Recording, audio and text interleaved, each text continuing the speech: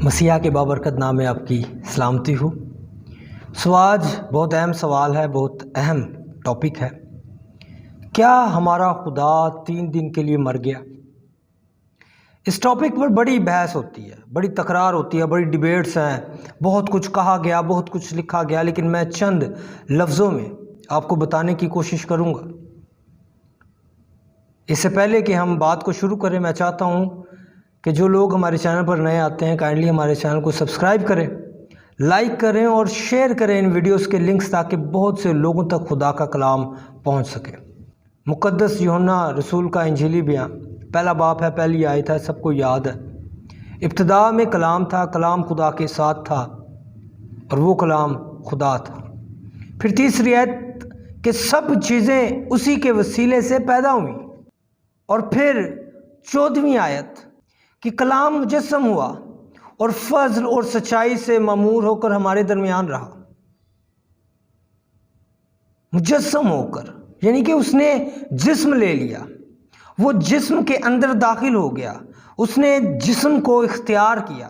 اس لیے اس کے اندر 2 فطرتیں پائی جاتی تھی، ایک الہی فطرت جس کے سبب سے اس نے مردوں کو زندہ کیا۔ 4 دن کا مردہ لازر زندہ ہو گیا، اس نے پانی پر چل کر دکھا دیا، اس نے جنم کے اندھوں کو بینائی دے دی، جنم کے لنگڑوں کو چلایا، اور بھی بہت کچھ۔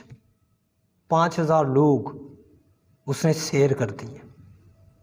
جب ہم انسانی فطرت کی بات کرتے ہیں تو اس میں وہ خوش بھی ہوا کرتا تھا، وہ روتا تھا، وہ غمزدہ بھی ہوتا تھا، اسے غصہ آتا تھا، اور جب وہ تھکتا تھا تو وہ سو بھی جاتا تھا۔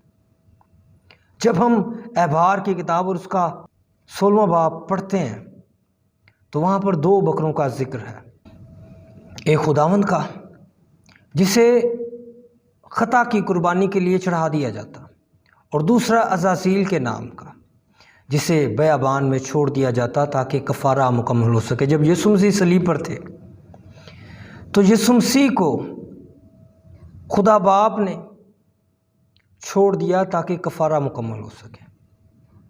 خدا باپ نے خدا بیٹے کو چھوڑ دیا، تثلیث کے دوسرے اقنوم کو تثلیث کے پہلے اقنوم نے چھوڑ دیا تاکہ کفارہ مکمل ہو سکے۔ اگر خداوند یسوع مسیح بحیثیت خدا مرتا تو وہ کبھی اس ڈاکو سے نہ کہہ پاتا کہ تو آج ہی میرے ساتھ فردوس میں ہوگا۔ ایسا خدا وہ بیک وقت فردوس میں، بیک وقت آسمان پر، بیک وقت عالم ارواح میں ہو سکتا ہے، کیونکہ وہ خدا ہے، وہ کہیں بھی ہو سکتا ہے، وہ اومنی پوٹینٹ ہے، وہ ہر جگہ موجود۔